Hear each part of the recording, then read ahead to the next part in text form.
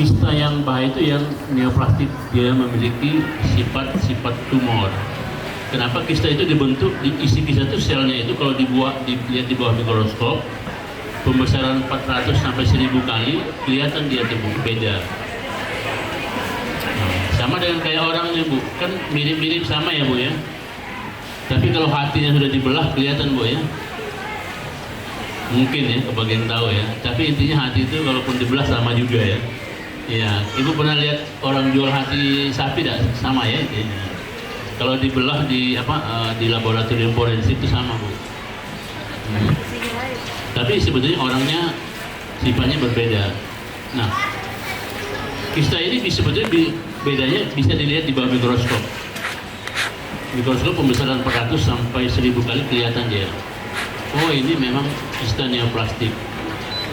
Tapi sebetulnya dari USG juga udah kelihatan gambaran bahwa dia neoplastik atau tidak neoplastik. Ya, yang paling tepat memang setelah dioperasi dilihat.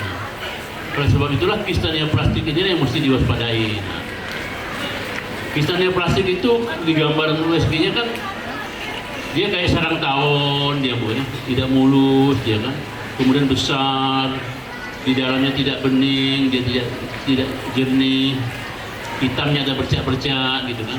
Kadang-kadang ada bagian-bagian padatnya, pembuluh darahnya banyak. Kalau cek darah nanti namanya CA125, ada penanda tumornya tinggi dia. Nah, itu baru berbahaya. Seberapa bahaya dah kista itu yang bahaya? Kista itu bahayanya dari bisa menyebabkan kematian dalam sebulan sampai mungkin dalam beberapa tahun. Ada yang sangat bahaya. Ya, harusnya bulan ini kalau diobati dia sembuh, dia baru datang bulan depan jadi nggak bisa diobati lagi. Ada. Memang ada yang berbahaya itu ada. Ya. Tapi kan yang mesti diingat bahwa yang berbahaya itu lebih sedikit daripada yang nggak bahaya. Kebanyakan kisah-kisah itu yang kita dapat itu ya kisah yang sebetulnya nggak bahaya. Nah, tapi kalau sudah nyampe ke rumah sakit ini biasanya kan kebanyakan udah kisah-kisah yang berbahaya. Kisah yang neoplastik itu juga ada dua kelompok, yang jinak sama yang ganas. Ya, yang jinak juga sebetulnya walaupun dia mau kita pernah 40 kilo Bu ngangkat kisah itu besar Bu, sebesar baskom. Ya mungkin baskom yang paling besar untuk cucian tuh ya, ada ya. Nah itu juga pernah kita angkat. Tapi karena dia jinak ya nggak bahaya. Setelah itu sehat. Kalau yang ganas, walaupun sebesar mungkin ya sebesar telur puyuh lah Bu, tetap aja bahaya dia. Karena memang sifatnya ya seperti itulah. Ya sama kayak pasukan lah Bu. Kalau pasukan khusus tuh walaupun sedikit orangnya 10, lebih bahaya daripada mungkin segerombolan orang mungkin ada 100 atau 200 orang gitu. Jadi seperti itu, jadi memang sifat karena dia bisa menyusup kemana-mana dan dia kebal, nggak mempan dengan obat-obat, kadang bahkan di kemo nggak mempan, di radiasi juga nggak mempan. Nah, oleh sebab itulah sebetulnya inti kata kunci dengan kista itu adalah kenali secara dini. Jadi kalau ibu misalkan kista ini harus dikenali dini, tapi masalahnya tidak semua kista itu menimbulkan keluhan. Nah, tapi sebenarnya bagi orang-orang yang care, maksudnya yang sangat teliti gitu ya, dengan perubahan di badan dia, perubahan siklus men, ada rasa tidak nyaman, ada rasa sakit yang tidak biasa, harusnya dia bisa nangkap itu. Oleh sebab itulah sebetulnya kalau ada sesuatu yang berubah dalam hari-hari ibu pastiin dulu ada sesuatu apa, ibu pastikan lu cek dulu. Nah yang paling gampang ngecek kita itu hanya dengan USG gitu. Jadi ada kata kunci yang mesti saya sampaikan hari ini, kista itu jangan ditakuti karena sebagian besar gak bahaya, tetapi gak boleh juga kita tidak mau mengenali kalau badan kita ada kista di dalamnya. Pemeriksaan yang paling gampang adalah USG. Di atas lagi tambahannya pemeriksaan darah namanya CA125. Nah, kista ini kalau dia mau tidak memiliki sifat-sifat tumor nggak bahaya. Tapi kalau memiliki sifat tumor ada dua. Jinak masih nggak bahaya juga, ganas baru bahaya. Jadi pembagian tumor ganas ya memang tergantung nanti stadiumnya. Kebanyakan di Indonesia orang datang dalam stadium yang terlambat. Kenapa? Karena memang kista ini jarang menimbulkan keluhan gitu. Ya, oleh sebab itulah pada penjelasan ini mungkin ini penjelasan awal dulu ya. Kalau saya mau jelaskan lama banyak nanti kan sampai besok gue nggak selesai. Banyak panjang ceritanya panjang berjilid-jilid bu ya. Ada kisah endometriosis ya, yang tidak bisa hamil lah gitu kan. Tidak. Yang namanya kista coklat lah, ada juga karena abses dia berbentuknya seperti kiste, ada karena TBC ya bentuknya seperti kiste, banyak macam lah. Ya, ada tumor yang misalnya kanker yang namanya high grade yang sampai sekarang itu menjadi permasalahan di dunia. Kalau jenisnya itu hasil PA-nya susah kita mengobatinya. Di kemo juga bisa nggak mempan gitu. Jadi seperti itu. Jadi memang level-level itu sama level-level tingkatan itu sangat mulai yang paling biasa sampai yang paling tinggi itu ada bu. Ya, kalau ibu pernah makan mie kacau ada bu? Ada ya, pernah ya? Ada ya? Sudah? Dan itu kan kepedasannya kan beda-beda ya bu ya? Nah, ini lebih banyak lagi bu, level itu lebih banyak lagi bu. Jadi itu lebih banyak lagi, jenisnya lebih banyak lagi. Sangat banyak macam variasinya. Sehingga kalau pada yang level tinggi itu ya berusaha dan berobat semaksimal mungkin dan berdoa kepada Allah. Itu yang bisa kita lakukan karena penyakit ini sebetulnya kan sebagiannya adalah penyembuh utama itu kan yang di atas. Manusia ini kan hanya perantaranya saja gitu. Iya, bukan penyembuhnya gitu. Kalau kita ini bukan yang menyembuhkan penyakit bu, di rumah sakit di dokter itu bukan yang menyembuhkan penyakit. Yang menyembuhkan penyakit yang menciptakan penyakit. Kita nggak menciptakan penyakit. Ya, jadi dia bisa menyembuhkan, tapi dengan ikhtiar bersama ibu makan obat, menjalani pengobatan, kita memberikan racikan obat-obatannya, menentukan ibu mesti begini-gini, pengobatannya harusnya begini-begini, atau membantu melakukan tindakan pembedahan. Nah, insya Allah kombinasi ini antara pasien dan petugas kesehatan ini akan membuahkan hasil dari kesembuhan. Oleh sebab itu dalam pengobatan ini harus kerjasama. Kerjasama ini bisa saling terjalin kalau pemahamannya sama tentang penyakit itu gitu. Apa yang boleh, apa yang tidak boleh gitu ya. Apa yang mesti Bapak lakukan, bagaimana jadwalnya harus patuh dengan sesuai dengan jadwal. Mungkin demikian dari saya, kalau saya tidak bisa sampai selesai. Nanti banyak pertanyaan-pertanyaan dari Bapak Ibu, saya yakin ini saya sudah ada jadwal operasi. Nanti tim saya ada Dr. Sonia dan yang lain-lain akan membantu menjawab pertanyaan Bapak Ibu sekalian. Demikian, terima kasih. Assalamualaikum warahmatullahi wabarakatuh. Waalaikumsalam warahmatullahi wabarakatuh. Kita beri aplaus dulu untuk Dr. Irawan. Terima kasih untuk materinya. Baik Bapak Ibu, seperti di awal tadi akan ada sesi pertanyaan. Mungkin banyak sekali Bapak Ibu, terutama mungkin ibu-ibu ya, yang ingin tahu tentang apa itu kista ovarium. Terima kasih Dr. Irawan. Baik, pemateri selanjutnya yaitu Dr. Sonia Prima Arisa Putri SPOG yang akan menjawab pertanyaan dari Bapak Ibu semua. Seperti di awal dijanjikan akan ada hadiah berupa voucher belanja yang bisa ditukarkan di MH Mart bagi Bapak Ibu yang bertanya 5 orang pertama. Kami silahkan. Wah, banyak ini ternyata. Mungkin dari panitia bisa membantu siapa nih yang mau saya pilih, Mbak Noya? Yang mana nih yang mau dipilih? Sisi sebelah sini. Dari sini. Mbak Tia di sana.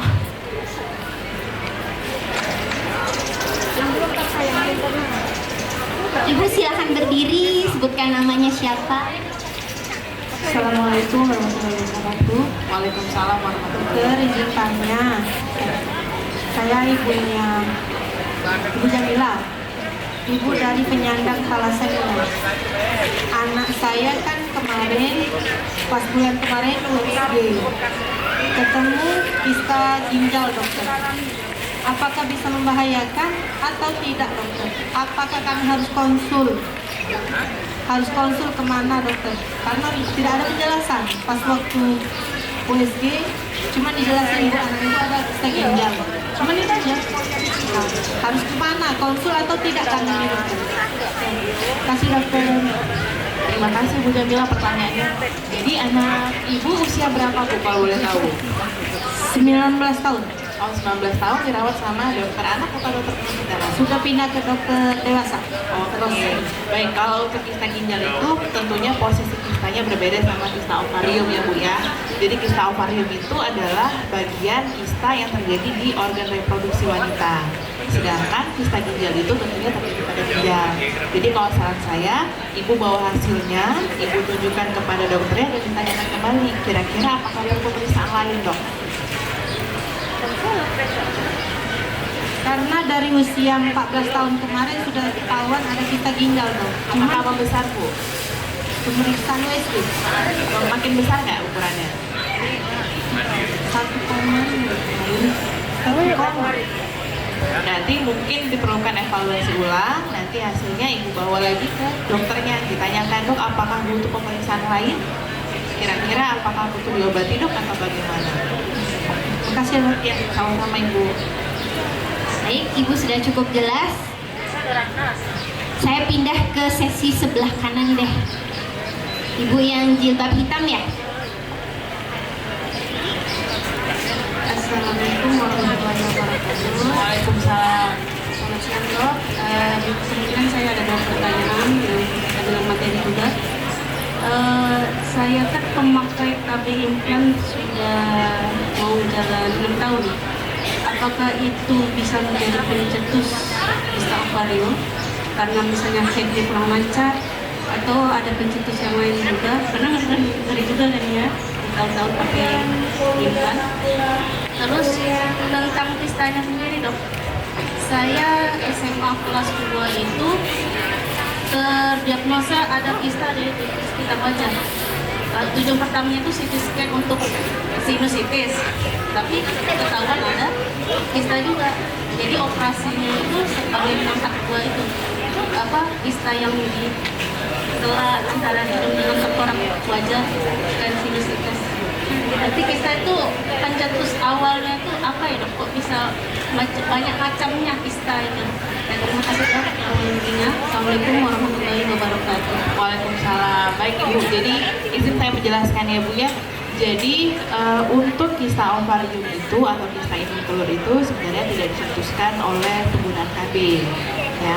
Tapi memang pada kondisi hormon yang tidak stabil, hormonnya naik turun atau menstruasinya tidak stabil, seperti yang kata Dr. Irawan tadi, salah satu kista jinak itu atau kista fungsional itu karena folikelnya itu tidak pecah.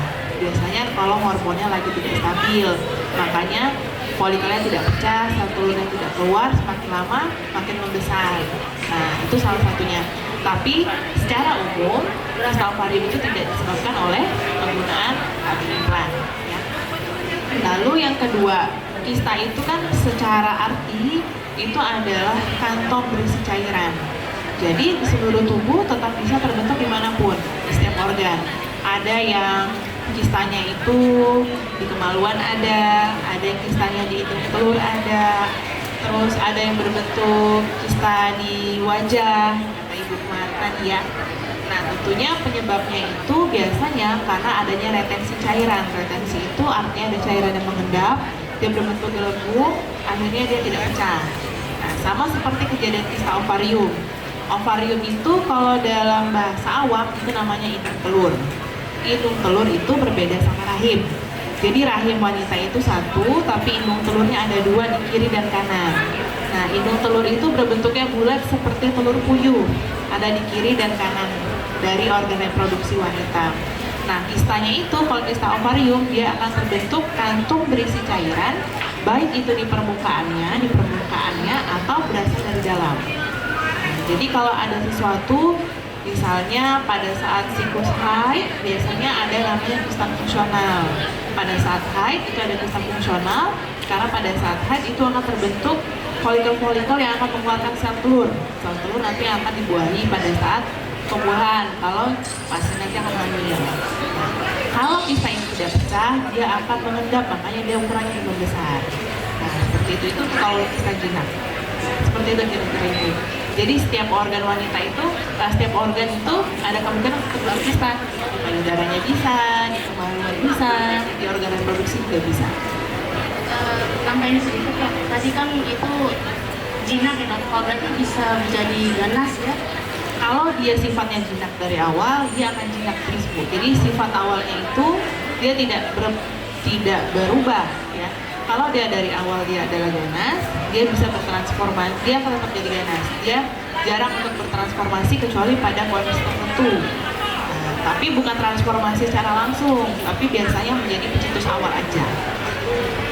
Kalau itu kista itu kan tadi berisi cairan dok. Kalau dia pecah, bisa kemungkinan pecah di dalam atau Bisa. berarti Makanya berbahaya. kalau dia pecah, misalnya ada kejadian yang harus diperhatikan pada wanita dengan riwayat kista itu, misalnya pasien ada kista, berarti yang harus dia khawatirkan adalah kalau misalnya perutnya nyeri tiba-tiba atau perutnya itu kok terasa sakit ya, berarti kemungkinan kalau kistanya ukuran besar, satu dia bisa pecah, tentunya cairannya akan keluar. Cairan yang keluar ini akan mengiritasi perut, makanya dia jadi nyeri. Atau yang kedua, kalau kistanya itu besar, dia bisa melintir atau terpuntir. Nah, ketika terpuntir ini pasiennya akan sangat nyeri. Jadi tentu dia bisa pecah atau dia bisa melintir atau terpuntir. Mana Ibu sudah jelas? Baik, kanan, kiri, tengah ya. Tapi tadi ada Ibu yang itu dulu ya. Ibu silahkan berdiri, sebutkan namanya. Ya, selamat pagi Bu. Ya. Saya sedang di sini mau tanya penyebab kista itu adanya karena hormon. Hormon itu apakah dibawa sejak lahir langsung membentuk kista itu di tubuh kita? Dan dari kista itu apakah bisa membentuk tumor? Terima kasih dokter. Terima kasih banyak Ibu pertanyaannya.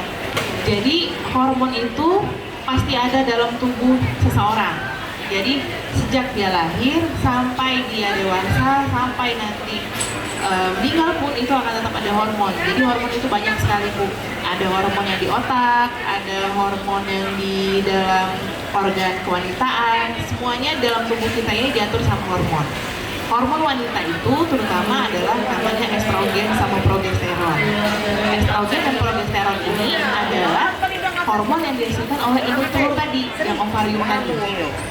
Jadi ketika hormon ini tidak stabil, misalnya ibunya lagi stres, ada kenaikan berat badan, turun berat badan yang berlebihan. Ketika hormonnya tidak stabil, maka dapat menjadi salah satu pencetus terbentuknya kista yang jinak atau kista fungsional tadi.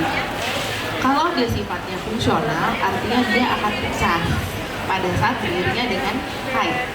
Jadi pada saat haid dia mungkin akan terbentuk karena besar folikelnya yang akan menghasilkan telur. Nanti pada saat sudah selesai haid dia akan hilang. Makanya ada pasien yang kadang datang, dok saya bulan lalu ada kista, pada saat kita pecah tidak ada, karena yang namanya kista fungsional. Beda sama yang namanya yang ganas. Kalau ganas kita bilangnya sih tumor ganas. Memang dia bentuk gambarannya ada kista, tapi kapan kita harus khawatir ini ganas atau jinak?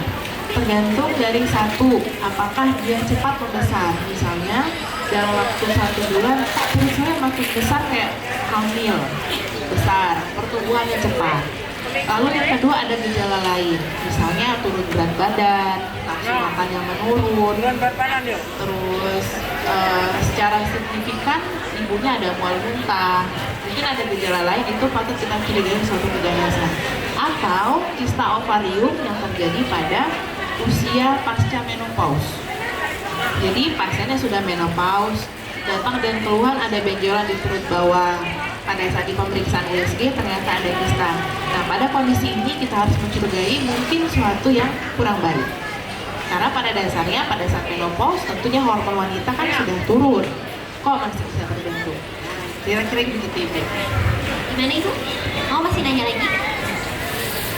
Itu di ovarium misalnya sudah mengecil, apakah dia bisa pindah ke tempat lain, ke dia atau kemana? Apakah ada penemuan hal itu? Baik Ibu. Jadi kalau dia di suatu tempat dia tidak akan pindah Ibu. Kecuali kalau misalnya dia adalah yang ganas. Kalau ganas tentunya akan kita sebut sebagai kanker. Ya. Kalau dia kanker, sifatnya dia bisa menyebar. Itu yang namanya penyebaran.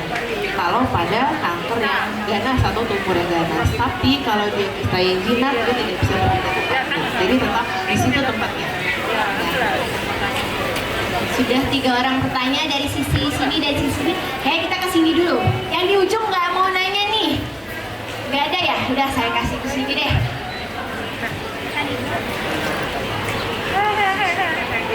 Assalamualaikum warahmatullahi wabarakatuh. Waalaikumsalam. Saya mau nanya dok, itu ada benjolan keras di kaki. Ada benjolan keras di kaki yang ada di bawah lidah itu masuk kista bukan? Nah, tentunya kalau itu harus diperiksa dulu ya Bu, karena kista itu per definisi adalah kantong berisi cairan. Ya karena ada dibutuhkan pasti dia. Iya, kalau dia keras mungkin ada yang pembesaran sel-sel lemak bisa, atau ototnya yang besar juga bisa. Jadi belum tentu kista. Ya, kasih dok. Enak? Nanti kita buka ya Bu ya, tapi kita berikan dulu ke sebelah sini dulu. Yang berdiri Ibu. Assalamualaikum warahmatullahi wabarakatuh. Waalaikumsalam. Ini Bu Dokter, saya nanya, anak saya ini ada penyakit ini, nah di ujung tangan. Itu apa ini apa nih? Tumor, bentuk tumor katanya dok. Keluhannya dia ngomong katanya nyeri-nyeri badannya, dok. Berat badannya turun kan? Ya itu beda ya. Umur anaknya berapa Ibu? Umurnya 12 tahun masih kelas 6 SD. 12 tahun, benjolannya ke sebelah mana? Besarnya seukuran apa? Oh. Sama kayak pertanyaan ibunya tadi ya, tentunya itu harus diperiksa dulu Bu, kira-kira apa benjolan di tangan itu.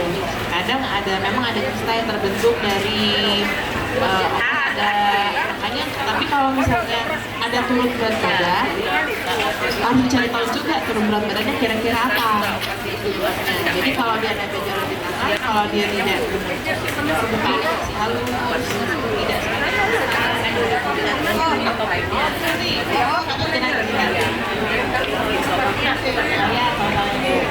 Baik, sudah 5 penanya.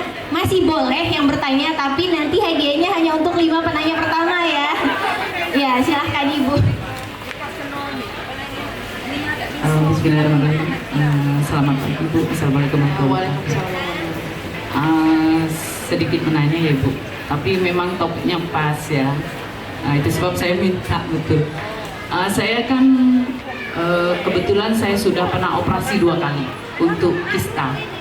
Untuk pertama saya operasi itu dokter beritahu saya itu kista coklat. Setelah operasi 2012 itu saya operasi pertama. Setelah operasi itu saya datang menstruasi itu biasa, tapi tidak ada keluhan sakit ataupun apa. Setelah masuk 7 bulan saya mulai merasa sakit lagi. Untuk haid itu ternyata saya periksa lagi, ada lagi kista coklat itu. Terus jaraknya itu dekat ya Ibu, maksudnya di 9 bulannya setelah saya operasi, saya dioperasi lagi untuk yang kedua kalinya. Tapi untuk operasi yang kedua kali ini saya tidak datang haid sampai dengan sekarang. Kurang lebih kayaknya 10 tahun lah ya kayaknya Bu. Gitu.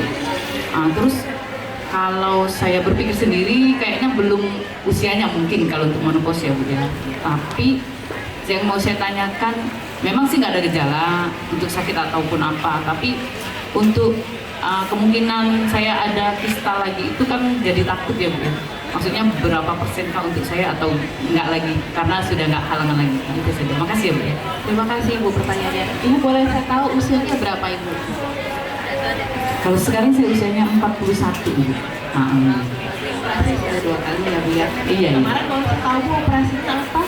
Kista yang saja diangkat atau sama ini juga? Kalau dokter bilang dia tunjukkan itu kistanya saja ya Bu ya. Itu kistanya lumayan besar juga sih ya. Tapi saya ingat tuh semacam hati ayam itu ya Bu ya.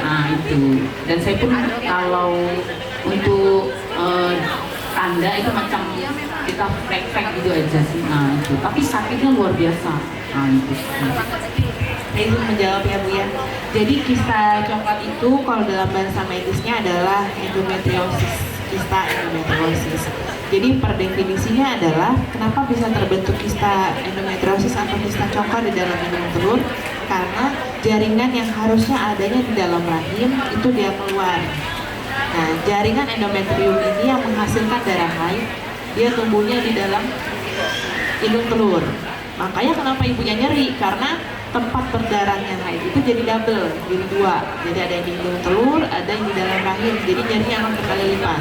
Makanya dia akan terbentuk coklat-coklat. Sebenarnya itu ya hampir mirip lah, kita bilang aja darah haid di dalam sana yang terkumpul di dalam sana, ibaratnya gitu ya. Nah, tentunya kista endometriosis ini akan terus berulang. Dia memang tidak bahaya, bukan sesuatu yang ganas, tapi dia akan menurunkan kualitas hidup karena dia menyebabkan nyeri yang sangat. Biasanya kalau pasiennya dengan kista endometriosis pada saat haid itu sampai nggak bisa kerja, nggak bisa ngapa-ngapain, bisa pingsan, nyerinya dari skala 1 sampai 10, mungkin 10 bisa nyerinya. Mungkin pada saat itu ibu sudah mengeluhkan nyeri yang sangat tidak nyaman, makanya diputuskan untuk melakukan operasi. Tentunya ketika kita mengambil kista, bagian dari kista ovarium itu kan sebisa mungkin sebenarnya kita mempertahankan bagian dari ovarium atau indung telurnya. Tapi tidak banyak juga ada bagian yang terambil. Seperti yang sudah dijelaskan sebelumnya, kalau hormon wanita yang menyebabkan haid itu diproduksi oleh indung telur. Kalau misalnya indung telurnya ada sebagian terangkat atau rusak karena kistanya, tentunya hormonnya tidak terbentuk. Nah, makanya ibunya jadi haidnya mungkin nggak haid atau haidnya jarang, atau mungkin setelah operasi kista ada disuntik ya Bu? Disuntik nggak kemarin? Dan setiap bulan? Oh enggak ya?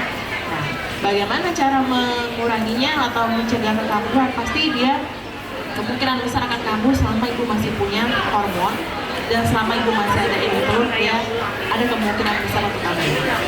Nah, bagaimana cara mencegah kekambuhannya? Satu, hindari makan makanan yang banyak pengawet, warna, penyedap. Itu nggak boleh sama sekali.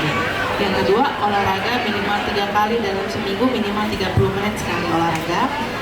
Dan hindari makanan yang sifatnya processed food, nugget, sosis, kornet, dan semua yang berkuah. Nah, sama fast food. Cuma itu aja yang bisa. Paling hidup sehat sama olahraga. Selama ibunya masih ada indung telur, selama ibunya masih ada hormon, masih bisa terbentuk. Walaupun kita nggak haid lagi ya. Walaupun ibu tidak haid, karena tidak haidnya itu disebabkan karena indung telurnya tadi sudah dilepas. Wah, menarik sekali nih Dokter Sonia. Bagaimana Dokter Sonia masih berkenan menjawab pertanyaan? Karena kayaknya masih banyak yang mau bertanya. Boleh. Boleh, saya silakan Ibu yang dari tadi. Masih setia Bu ya. Silakan Ibu namanya. Assalamualaikum warahmatullahi wabarakatuh. Perkenalkan Dok, saya Fikri, berasal dari Lahat. Saya mau bertanya Dok, masalah kista ini apa mempengaruhi dengan kesuburan Dok? Terus itu satu lagi Dok, saya kan KB nih Dok ya, kadang KB 1 bulan, kadang 3 bulan, tapi itu KB mainnya itu nggak teratur Dok. Terus perut juga kayak semakin gede kadang kan. Nah terus apa itu ada pengaruhnya gimana gitu Dok, masalah takutnya mau periksa takut kan karena mainnya nggak teratur, takutnya ntar larinya ke situ. Terus dulu juga pas hamil anak kedua kan aku kan pernah KB selama 6 tahun. Nah, selama 6 tahun itu nggak main sama sekali gitu Dok. Terus saya kan takut kan selama 6 tahun itu nggak ada kotoran yang keluar, nggak main itu, jadi saya cabut gitu kan, nggak KB lagi. Nah setelah itu setelah nggak KB lagi, pas main pertama itu sakit gitu Dok, sakit melilit gitu kan. Nah, jadi saya itu takut larinya mau periksa itu juga takut ada apa-apa gitu kan. Akhirnya sampai sekarang aku diam aja gitu Dok. Tapi sekarang alhamdulillah pas setelah cabut aku suntik lagi KB yang ke-3 bulan main gitu loh. Tapi mainnya kayak gitu, kayak kadang lancar kadang enggak gitu loh. Apa ada pengaruh apa gimana gitu Dok? Makasih Dok. Terima kasih banyak Ibu pertanyaannya. Assalamualaikum warahmatullahi wabarakatuh. Waalaikumsalam.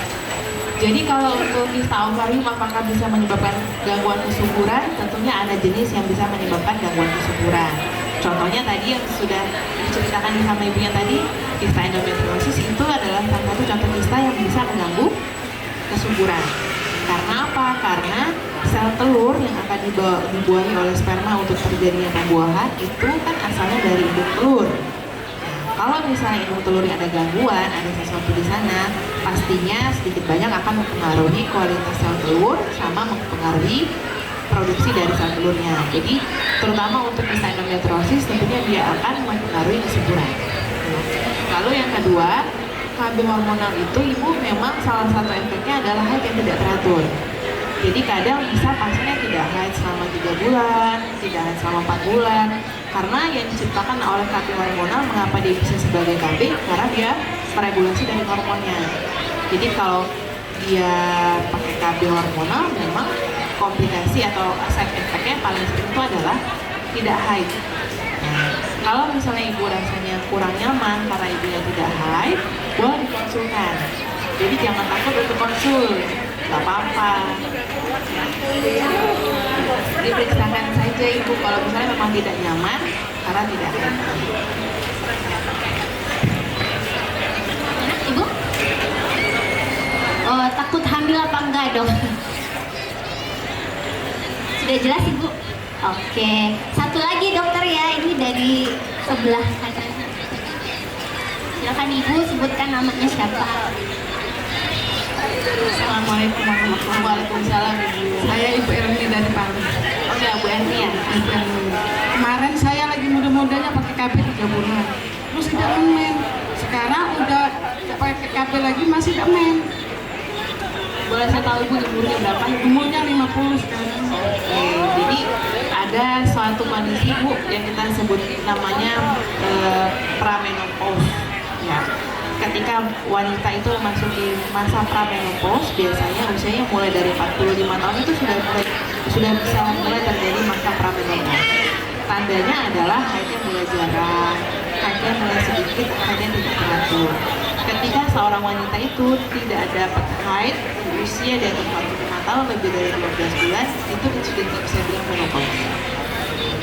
Mungkin sudah masuk masa itu. Ya. Jadi artinya jadi nggak pakai KB lagi ya sekarang. Mungkin sudah masuk masa itu. Gimana ibu, jelas? Satu lagi dokter Sonia, kok menarik sekali nih materinya sampai ibunya antusias banget ya bu ya. Assalamualaikum warahmatullahi wabarakatuh. Saya namanya Uli.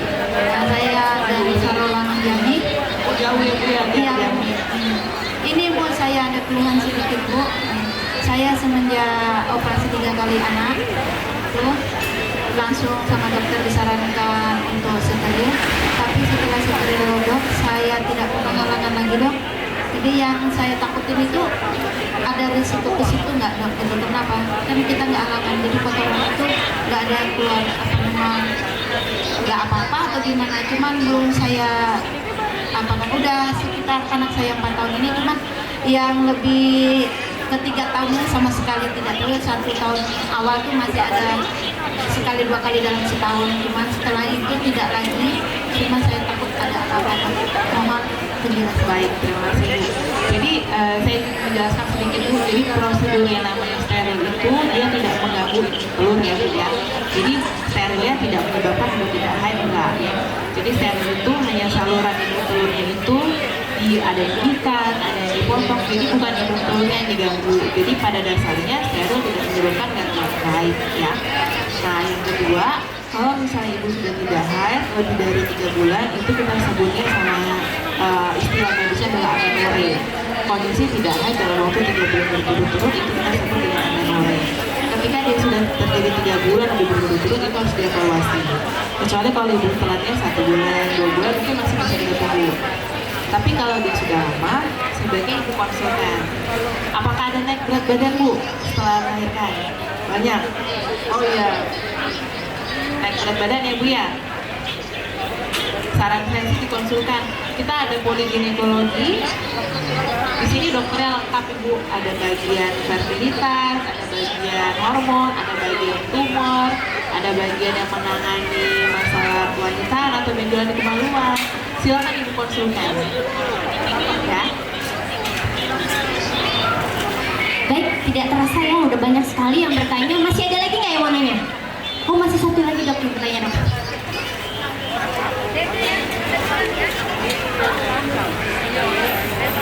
Assalamualaikum dok, saya Megawati dari Banyuasin. Saya mau tanya dok, tahun 2023 saya nggak men 4 bulan, cek ke bidan katanya ada penebalan dinding rahim.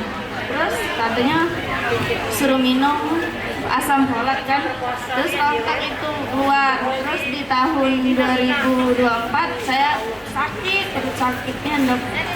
Kata bidan itu cuma kram perut ya.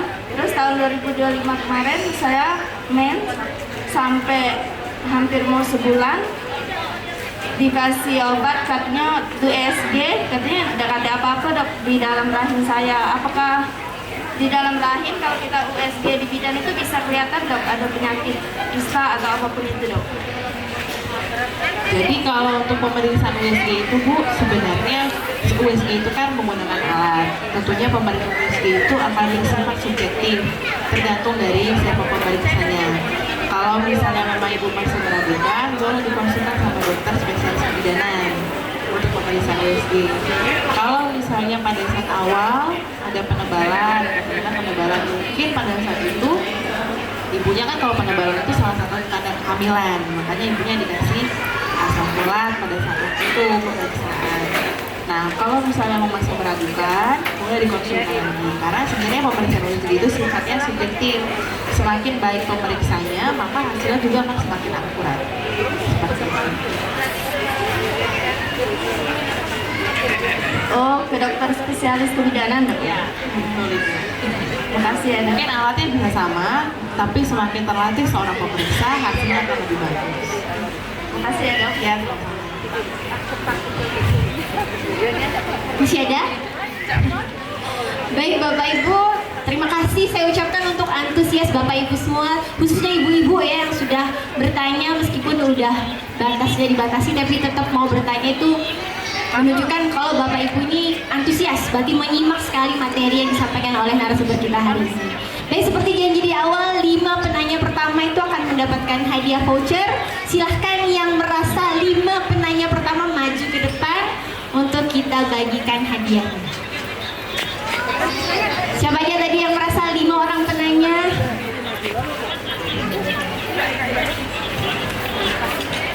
Ya, betul. Satu lagi ibu yang itu. Hadiahnya diserahkan sama narasumber kita oleh Dokter Sonia. Silahkan dokter.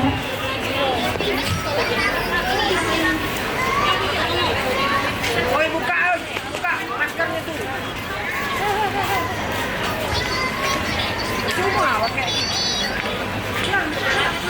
Dibagikan dulu baru foto bersama. Jadi ini deh. Iya. Ya, kita foto bersama tim Promkes lainnya. Silahkan Mbak Noya dan Ibu Nasibah. Oke, dipamerin hadiahnya Bu. 1, 2, 3.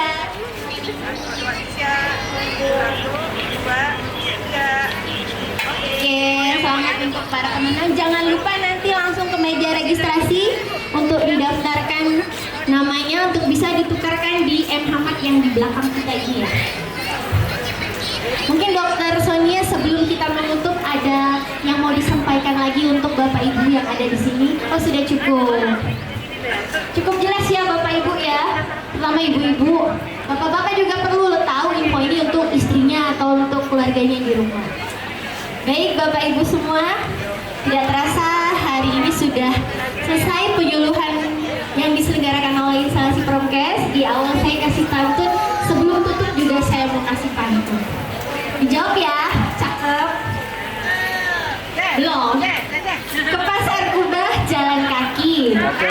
Jalannya cepat sekali. Saya Widya selaku MC